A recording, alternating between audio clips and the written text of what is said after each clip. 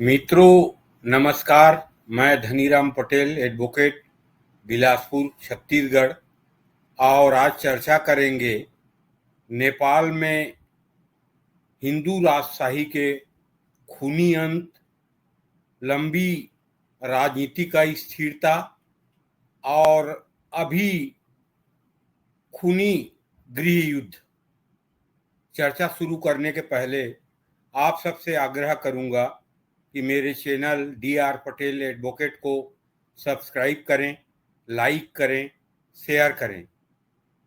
मित्रों, हमें नेपाल के इतिहास में जाना पड़ेगा और अवलोकन करना पड़ेगा कि ये जो आज नेपाल में खूनी गृह युद्ध चल रहा है, इसका कारण क्या रहा है। आप लोगों ने पढ़ा होगा 2001 में 1 जून को महल में खूनी हत्याकांड होती है। उस हत्याकांड में महाराजा धीराज वीरेंद्र शाह और उनकी पत्नी और परिवार के लगभग 15 सदस्य मारे जाते हैं और उसमें हत्या करने वाला हत्यारा कौन था? युवराज दीपेंद्र, जो महाराजा धीराज वीरेंद्र के सबसे बड़े पुत्र थे, युवराज थे। और उस हत्याकांड का कारण क्या था? उस हत्याकांड का कारण था महाराजा दीपेंद्र के प्रेम प्रसंग। वो लंदन में जब पढ़ रहे थे तो एक विदेशी लड़की से उनका मोहब्बत हो गया था और शादी करना चाहते थे, जिसका महाराजा धीराज वीरेंद्र और उनके पत्नी ने विरोध किया। तब से वो रुष्ट चल रहे थे और जो हर माह महल में अपने पारिवारिक सदस्यों के साथ पार्टी होती थी, जिसमें शाही परिवार के सदस्य ही लोग रहते थे, 1 जून 2001 को जो शाम और 9 बजे के दरमियाना में युवराज दीपेंद्र ने महाराजा धीराज वीरेंद्र शाह, उनकी माँ, उनकी बहन, उनके रिश्तेदार, कई सदस्यों का हत्या कर दिया। जांच में जो आया यही कारण बताया गया और एकमात्र हिंदू शाही परिवार, जो घोषित रूप से हिंदू राष्ट्र था नेपाल, उसके शाही परिवार का अंत हो गया और अंत में युवराज दीपेंद्र ने अपने आप को गोली मार लिया। जब शाही परिवार में खूनी खेल खेली गई और शाही परिवार के अधिकांश सदस्यों की अंत हो गई, तो नेपाल में राजा के रूप में महाराजा धीराज वीरेंद्र के छोटे भाई महाराजा ज्ञानेंद्र शाह राजा बने और लगभग 8 साल तक नेपाल के राजा रहे। फिर यहाँ पे एक वामपंथी और चीनी एंगल प्रवेश करती है, जो चाइना के सहयोग से वामपंथी आंदोलन शुरू हुआ, नक्सलवाद शुरू हुआ और उस आंदोलन के कारण नेपाल में 2008 में राजशाही की समाप्ति हुई और लोकतंत्र की स्थापना हुई। जब 2008 में नेपाल गणतंत्र बना, 2008 से 25 तक 17 सालों में आप आश्चर्य हो जाएंगे, 13 प्रधानमंत्री बने हैं वहां पे।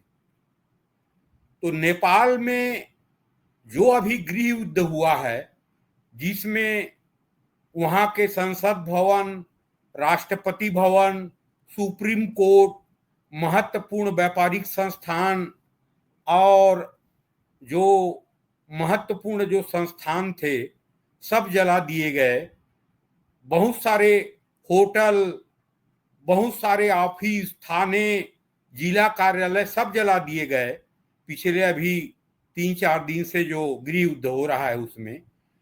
और इस आंदोलन का नेतृत्व जिस संगठन ने किया, जेन जेड, और जेन जेड के आंदोलन का कारण ये रहा कि उनका कहना है पिछले 17 साल में राजनीतिक अस्थिरता के कारण और भ्रष्ट राजनेताओं के कारण नेपाल बर्बाद हो चुका है।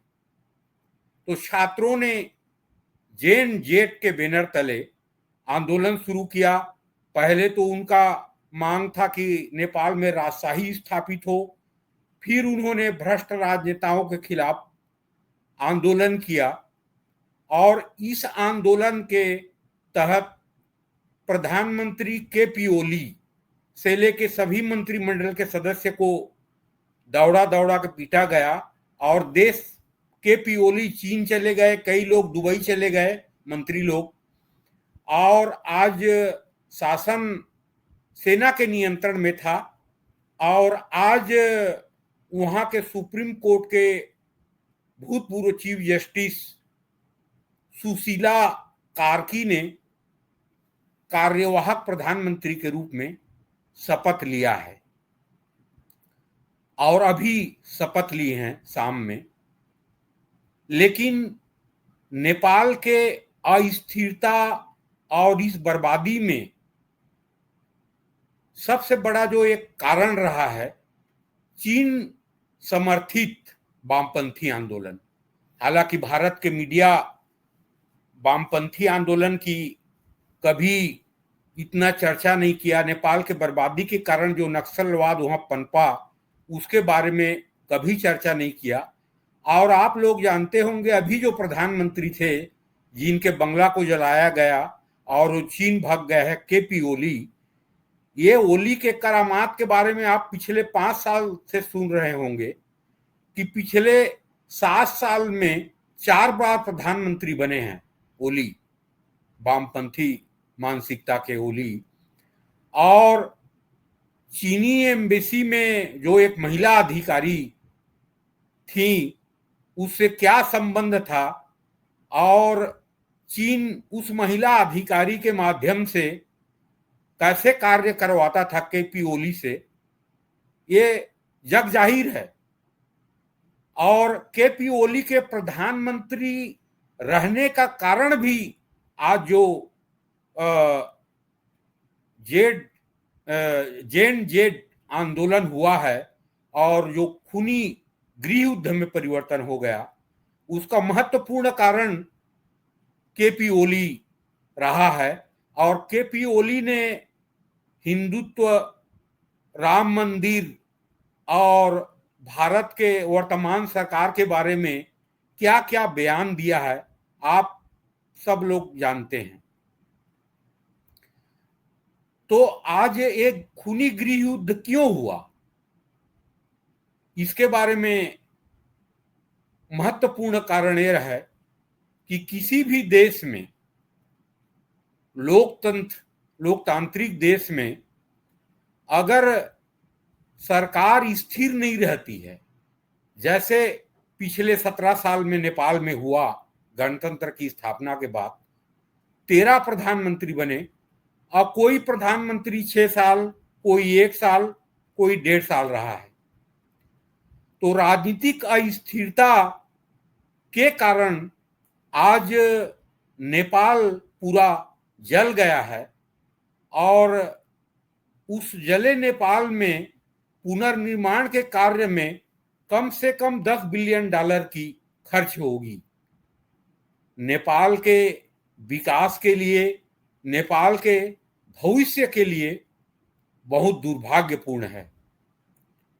और आज बहुत से जो लिब्रांडू तत्व हैं भारत में, जो शहरी नक्सली तत्व हैं, वो सोशल मीडिया पे पोस्ट कर रहे हैं कि भारत में भी वो स्थिति आएगी।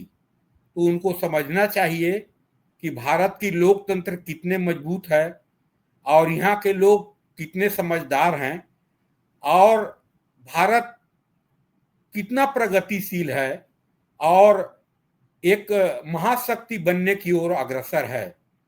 लेकिन इन शहरी नक्सली और ये जो वामपंथी तत्व हैं, इनका लक्ष्य भारत का विकास और तरक्की नहीं है। इनका लक्ष्य है कि एक परिवार विशेष की शासन होनी चाहिए यहाँ पे, और ये लोकतंत्र जो मजबूत लोकतंत्र है वो उनको भा नहीं रहा है।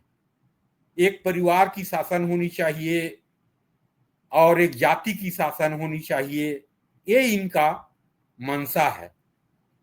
लेकिन ये भी बात सत्य है कि नेपाल में जो लोकतांत्रिक व्यवस्था थी और पिछले साल से 17 साल से जो नेतृत्व करता, चाहे नेपाली कांग्रेस हो चाहे माओवादी पार्टियों का शासन हो, उन सब का जो भ्रष्टाचार रहा है और भ्रष्टाचार को आंख बंद करके जो देखते रहे, जैसे पाकिस्तान का हाल है वैसे, वो भी आज खूनी गृह युद्ध का कारण रहा है। तो उस प्रसंग से भी दुनिया को भी सीखना चाहिए।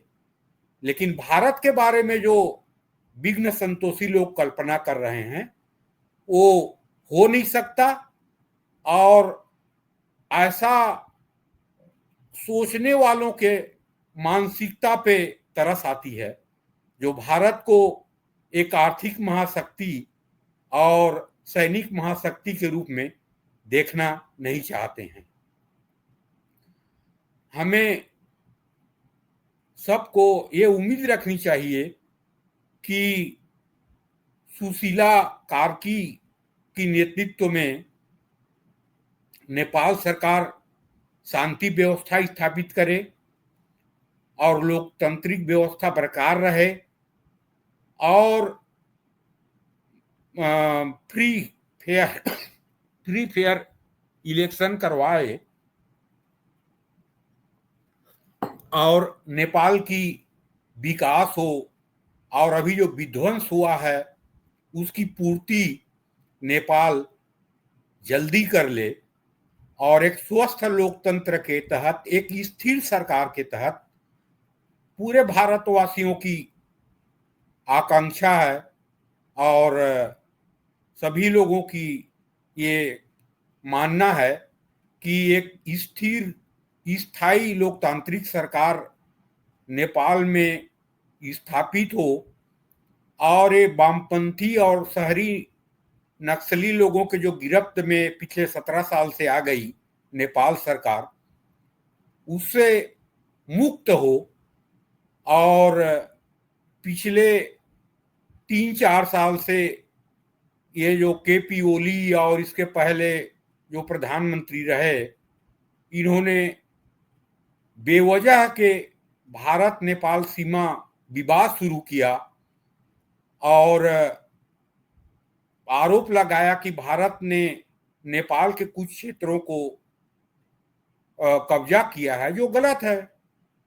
जो संधि हुई है 1914 में, उसके तहत ही भारत और नेपाल की सीमा है।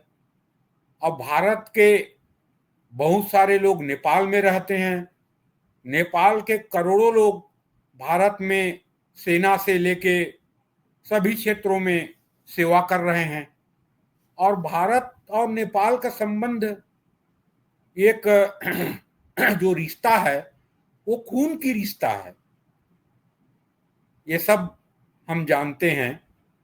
हालांकि घोषित रूप से नेपाल अलग देश है, लेकिन बिना वीजा के आवागमन नेपाल के करोड़ों लोग भारत में नौकरी कर रहे हैं, भारत के लाखों लोग वहाँ व्यवसाय कर रहे हैं जो पहले से हैं, जो सदियों से चला आ रहा है।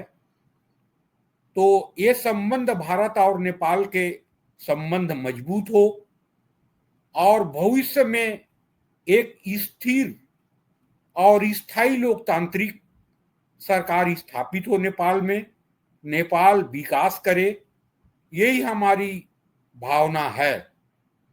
निश्चित ही जो अंतरिम प्रधानमंत्री बनी हैं सुशीला कार्की, जिन्होंने कहा है कि भारत और नेपाल के संबंध हैं जो एक परिवार के संबंध है, खून के रिश्ता है। और अभी बीच बीच में जो विवाद हुआ वो तो ऐसा है कि एक जो रसोई में बर्तन रहते हैं तो टकराते हैं तो आवाज आती है, उसका उन्होंने उदाहरण दिया है। बात सही भी है। तो आज सुशीला कार्की के अंतरिम प्रधानमंत्री के शपथ लेने के बाद हमें आशा है और सद्भावना है और कामना है कि नेपाल में स्थिर लोकतंत्र स्थापित हो। ये जो अस्थिर सरकारें रहीं पिछले 17 साल में 13 प्रधानमंत्री, ऐसा ना हो और 5 साल के पूरा कार्यकाल को नेपाली सरकार जो बने पूरा करे और नेपाल विकास करे। मित्रों, आप सबको नमस्कार। जय हिंद,